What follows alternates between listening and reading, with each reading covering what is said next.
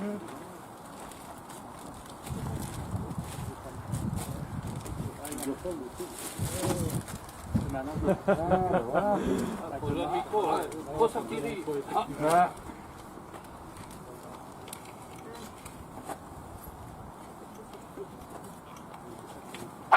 va ça? Oui, ça va. Apparemment, ça va. Même ça marche encore. Il y a longtemps que je ne l'ai plus utilisé. Hein, mais bon, voilà. Vous voyez, c'est un vieux. Pas grave. Alors, camarades, ouvriers mineurs, aujourd'hui, on vous a rassemblés, vous, les ouvriers mineurs, avec vos familles et vos amis, ici, au Bois du Casier, à Marcinelle. Il y a à peine un mois, il y a eu un drame ici, au Bois du Casier. Et on est en 56.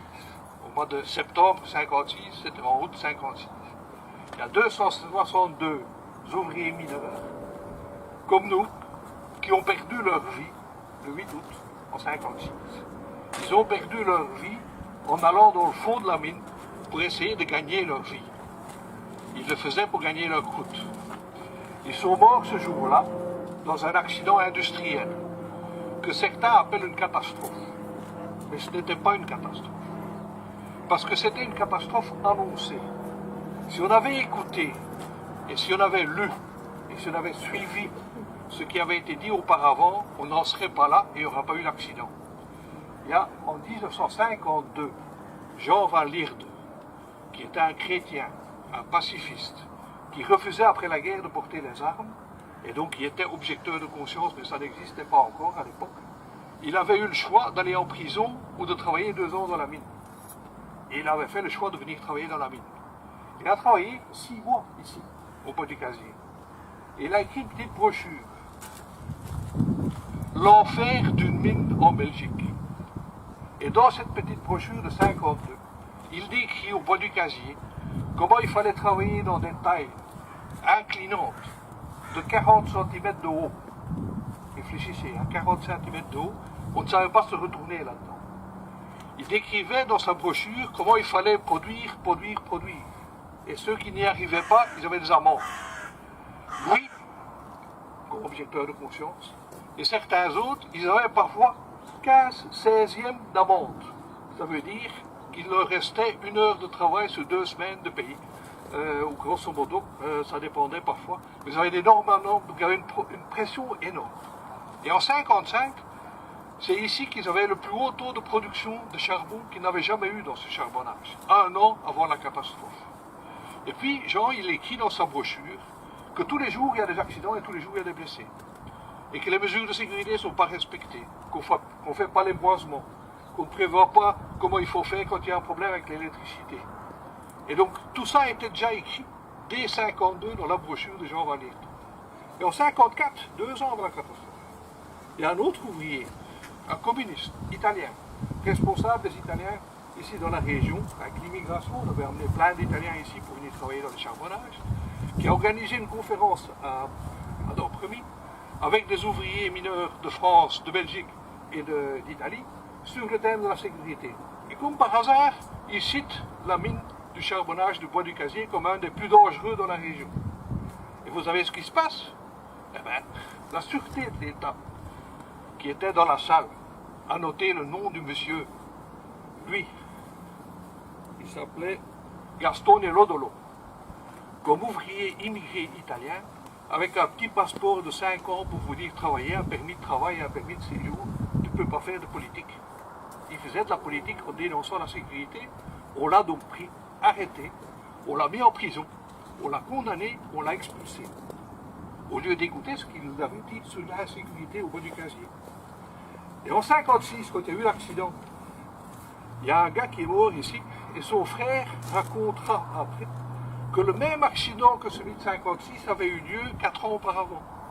Et que la poutre qui a été arrachée et qui a finalement détruit le câble électrique, qui a détruit le conduite de pression d'air, etc., qui a provoqué l'incendie, avait déjà à l'époque été décelé. Mais on n'avait pas arrêté la production. Et donc on l'a remis tant bien que mal. Et donc c'est normal que 4 ans plus tard, avec le même genre d'accident, des wagonnets qui dépassent, que cette poutre parte et qui provoque un grand incendie. Mais cet accident-là de quelques années auparavant, on ne l'aurait pas noté.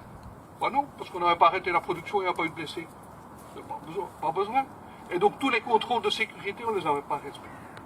Et donc finalement, quand on fait l'accumulation de tout, qu'est-ce qu'on constate? Qu'on avait un charbonnage ici, avec un puits de mine qui était bien trop petit, avec des câbles électriques, avec des câbles de l'huile de l'huile sous pression, avec des conduites d'air comprimé, qui étaient les uns à côté des autres sans aucune protection. Et donc c'est parce que ceux-là ont été arrachés qu'il y a eu l'incendie dans le bois du casier.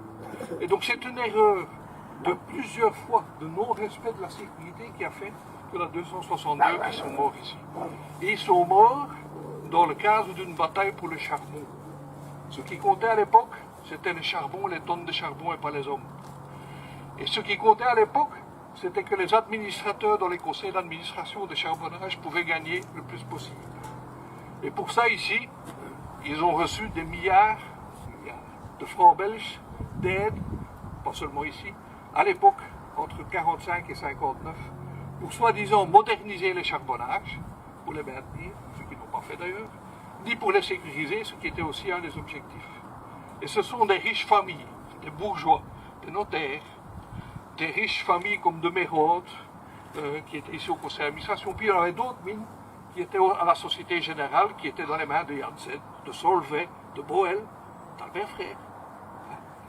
Et donc c'est pour ceux-là que les gens sont morts ici, dans un accident qui n'aurait jamais dû avoir lieu. Et finalement, quand on visite le bois du casier, je vous citerai simplement la dernière phrase qui apparaît dans le petit film, quand on voit là, à l'intérieur, à l'espace 8 août 56, il faut vraiment aller le voir. Il y a un petit film qui déroule et qui montre que les événements, et il se termine avec ceci.